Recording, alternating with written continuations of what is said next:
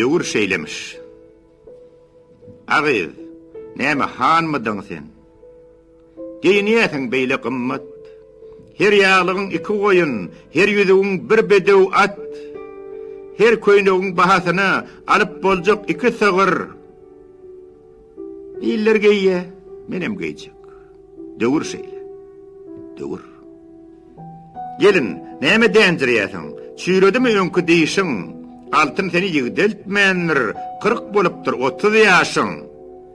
Hem pul seçdiň, hem garradyň, hem diýişiňe berdiň jebir. Iller şeý diýe, menem şeýdim. Döwür şeýle. Döwür. Aha ýigit, bu näme boluş? Ýeň sen saç iki gujak. Bugun erti ogluň bolsa, sallançagam ýasap boljak. Hani derew ýyl vermäke, her taraşa tarap ýugur. Iller şeý diýe, menem şeýdim. Döwür şeýle. Döwür. Goňşym dedi, toýdan meri iş eden oglum anna. Oglum anna iş edermi?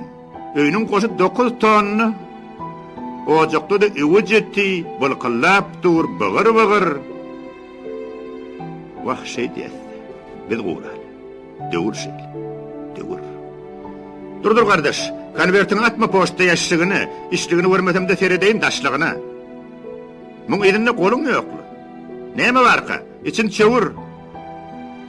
Çöwürmäge gaýrat ýok. Döwür şeýle.